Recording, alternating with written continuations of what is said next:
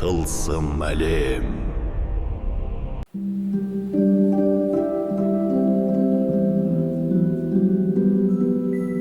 Бұл орман ішінде орналасқан демалыс орны. Бұл демалыс орнына кішкентай Маша өзінің папа-мамасымен кеше келген болатын.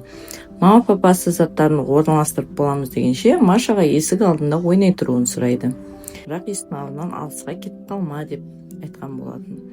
Кішкентай Маша уже 1 сағаттан бері есік алдында ойнап іші пысып кетеді.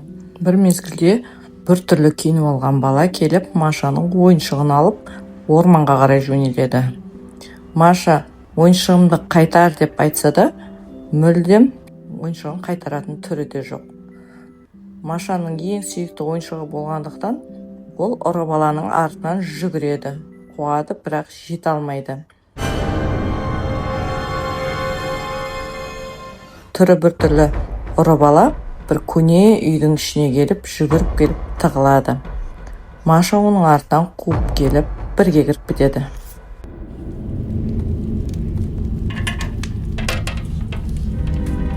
Иннаның отбасы да демалыс күндерінде демалыс орнына келіп, мама папасымен демалып отқан болатын. Бірақ бұл тек мамасының ғана идеясы, ал Иннаға бұл идея мүлдем ұнамайды. Өйткені ол уже үлкен қыз, оған мама папасымен бірге жүрген қызықсыз болады. Мамасы дәл осы жерде жүріңдерші далаға барып, шамал таза өжітіп келейік деп өтініп жатыр, ал папасы жоқ, мен лучше кітап оқып, отқа қарап, демалып жатқым келеді деп Иннаға келіп сұрайды мамасы. Жүр, Инна, далаға шығайық деп. Иннаға да бұл идея мүлдем ұнамайды, өйткені Иннаға қала қызық. Қалада достары бар, кино бар деген сияқты мүлдем бұл демалыс орнында қызық емес болатын. Инна ашуланып үйінен шығып бара жатқанда қар лақтырып ойнап жүрген балалардың қары тиіп кетеді. Инна ашуланып ұрсайын деп жатқанда балалар ой байқамай қалды деп жүгіріп келіп Иннадан кешірім сұрайды. Сол жерде олар танысады, жастары бірдей екен, сонымен дос болып кетеді. Балалар осындай жерде бір заброшенный үй бар екенін айтып, сол жерге барайын деп жатқанын Иннаға айтып, өздерімен бірге алып кетеді. Бұл жерде бір елестердің бар екенін асханадағы апайдың айтып жатқанын естіп қалып, өз көздерімен көріп келгісі келеді. Бірақ бұл жерде күзетші бар екенін бұлар есепке алмайды. Байқамай қалады, бірақ ол күзетшіге көрінбей тығылып кіріп кету балалар үшін түк емес. Сонымен балалар көне домның ішіне кіреді. Бұл үйдің іші сыртына қарағанда әлде қайда үлкен екенін байқайды. Сөйтіп анда барып жүргенде Инна жалғыз қалып қояды. Балалар басқа жаққа, ал Инна басқа жаққа қарай кетеді. Инна артымыздан қалма деп балалар Иннаны іздегенде, Инна уже адасып кетеді. Дәл осы сәтте елестің бар екені дәл осы жерде сезіледі. Балалар бір бөлмеден екінші бөлмеге кіріп шығып, бұрын бұл үйде кім тұрған екен деп экскурсия жасап жүргенде, Инна мына жақта өзінің адасып кеткенін түсінеді. Может, достарым подвалға түскен шығар деп, Инна жалғыз өзі достарын іздеп подвалға түседі. Подвал сондай қорқынышты, Инна алдында не күтіп тұрғанын да білмейді. Бір мезгілде бір қызық дауыс шығады. Артынан қарап қалса, ешкім жоқ. Алдына қараса, тоже ешкім жоқ. Бір мезгілде Иннаның шашын біреу көтереді. Артына қараса, артында аяғы жерге тимей тұрған бір елесті көреді. Инна жанына қараса, жанында да бір қыз бен ұлдың елесі тұрады.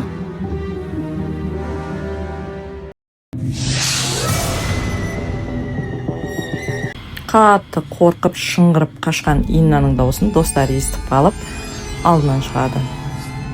Бұлар да қорқып кетіп, қашып баратқан Иннаның артынан бірге жүгіреді. Инна бұл жерден тездетіп табанымызды жалтыратуымыз керек деп айқайлай қашады. Күзетшіні жолда да құлатып та кетеді.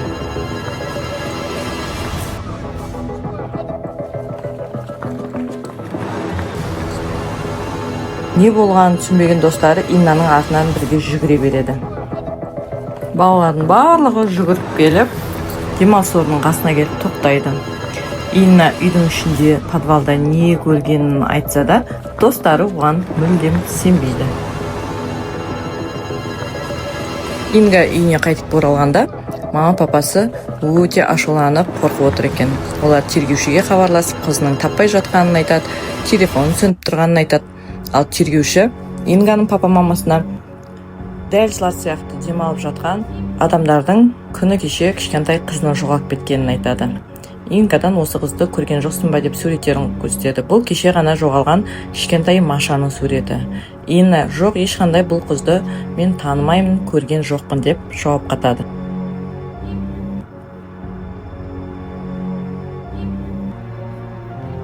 Бұл қыздың көз алдынан мана қорқынышты көріністер мүлдем кетер емес.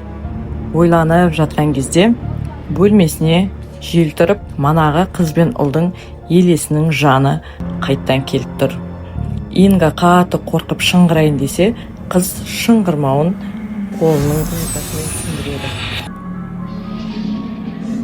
Кішкентай ер бала өздеріне көмектесуін сұрайды да жоқ болып кетеді.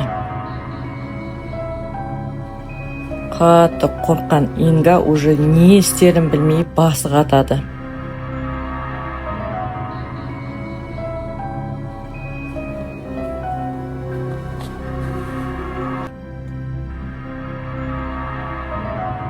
Келесі күні таңертең Инга кешегі заброшенный үйге жалғыз өзі қайта оралады. Тек қана осылай кешегі елес балалардың кім екенін табатын еді. Жүрегі қатты дүрсілдеп соғып, аяғы жүрмейді, қорқып тұрса да, амалсыздан келді. Бір мезгілде алдынан кешегі балалардың елесі шығады. Бері қарай келуін сұрайды. Сөйткенше болған жоқ, күзетші ағай атып шығып, Инганы қуа жөнеледі. Инга алдарына қарамай қашып, ада бәрібір оған жете алмайды.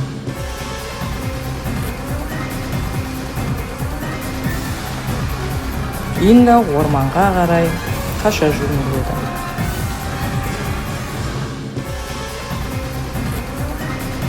Айтқанынан қайтпайтын Инга үйге қайта оралады. Үйдің сыртын айналшықтап жүреді. Қалай болса да мен бұл үйге кіруім керек деп ойланып жүргенде, балалардың елесі қардың үстіне қайта келеді. Инга, мен бұл үйге қалай кірсем болады деп сұрайды. Балалар потайной есіктің бар екенін айтады. Артқы жағынан кіргіземіз деп алып кетеді өздерімен бірге. Сол мезетте Инга артқы есіктен кіреді.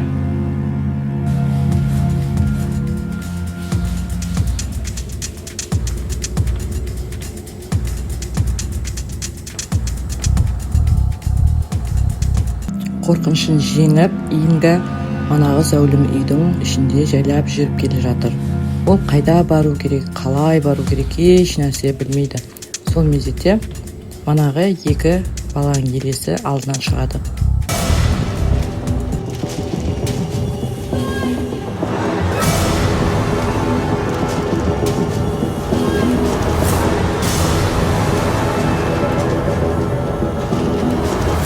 Инга жаңағы балалардың елесін шақырып тұрған жағына жүгіре жөнеледі. Сол кезде алдынан жабық қақпа шығады.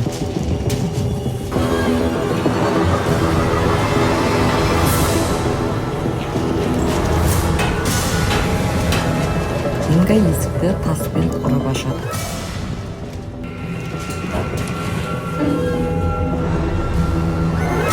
Бөлмеге кіріп қалғанда Инганы тылсым күш жерден алып, жерге салып, лақтыра жөнеледі. Сол кезде Инга телефонын алып, мамасына қоңырау шалып үлгереді.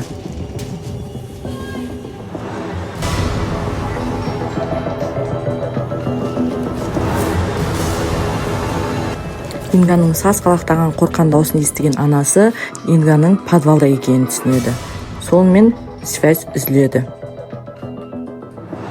Бір мезгілде жел, шум барлығы күшейе бастайды. Инга қорқаннан өзінің қайда жүргенін түсінбей жатады. Шамалыдан кейін барлығы тынышталады.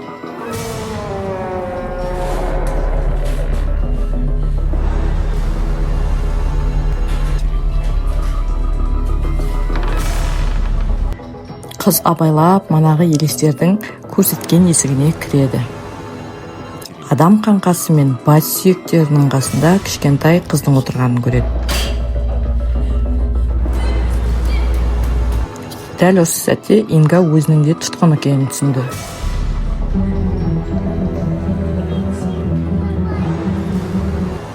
Ол бұл қызға қарап, бұл қыздың дәл кешегі жоғалған тергеуші көрсеткен қыз екенін түсінеді.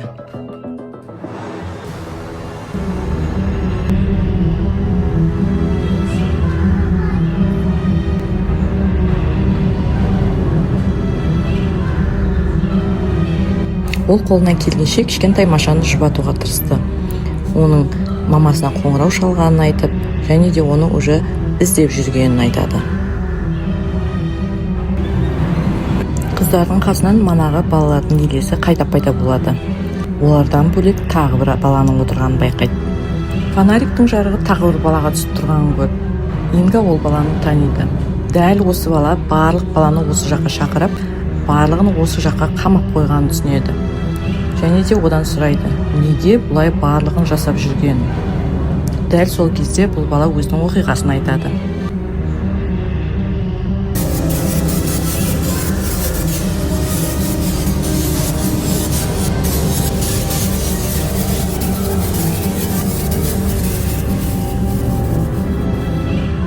Бұл бала өзінің отбасымен осы үйде тұрған, соғыс жүріп жатыр. Мамасы ерте қайтыс болған. Мамасы қайтыс болғаннан кейін әкесі өгей шеше алып келеді. Ол өгей шешесі өте қатал болады. Бұл балаға ешқашан ойыншық ойнауға рұқсат бермейді. Тек қана скрипканы ойнап тездетіп үйреніп алуын бұйырып отырады. Өйткені бұларға ақша табуға көмектесу керек бала. Қолы қалтырап дірілдеген бала дұрыс скрипкада ойнай алмайды. Сол кезде өгей шешесі ашуланып, жынданып, қолыңнан ештеңе келмейді деп подвалға алып кетеді.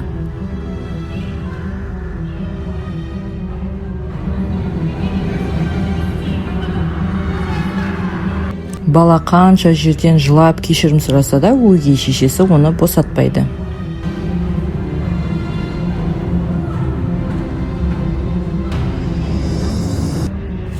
Суық, ызғарлы подвалда бала кешке дейін отырады.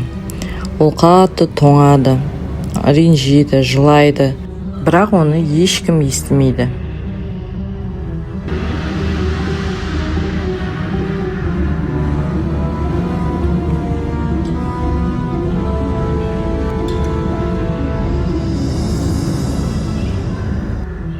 Сол кезде үйіне күтпеген мейман келеді. Соғыстың кезінде немістің солдаттары ешкімге ешқандай аяушылық жасамайтын. Қанша жерден жыласаң да, сықтасаң да ешкімді тыңдамай шетінен ататын. Баланың өгей шешесін сол жерде атып өлтіреді.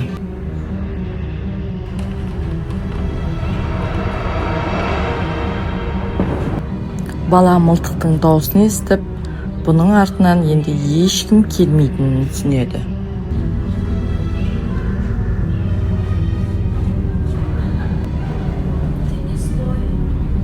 Инганың көзі жасқа толады. Бұл баланың жаман бала емес екенін, ешкімге зиянын тигізгісі келмей, тек қана жалғыздықтан жабырқап жүрген бала екенін түсінеді. Бұл баланың рухы тыныштық таппай жүр. Сол мезетте Маша өзінің ең сүйікті кукласын бұл балаға беремін деп шешеді. Сол кезде баланың жүзі күлімсірейді. Өйткені бірінші рет оған мейірімділікпен қарап тұр адамдар. Баланың жаны тыныштық тауып, аспанға ұшып кетеді.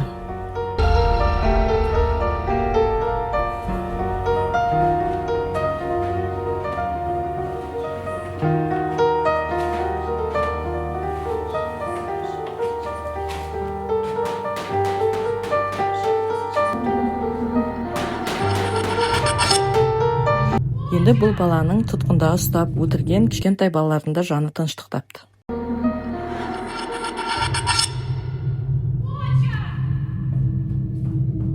Инганың ата-анасы тергеушімен бірге, күзетшімен бірге үйдің барлығын тінтіп шығады.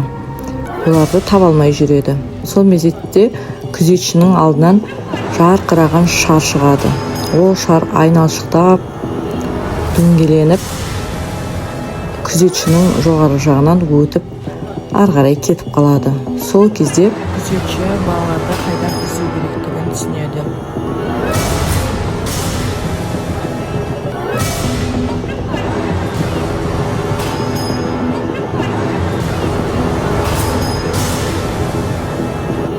Ата-аналары балаларын табады. Инга мен Маша құтқарылды. Бұларды тездетіп, қараңғы, суық, қорқынышты жерден алып кетеді.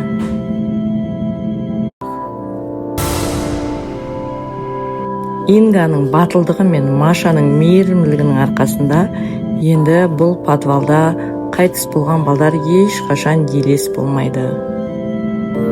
Қаншама жылғы азаптан кейін бұлардың рухтары тыныштық тауып аспанға ұшып кетеді.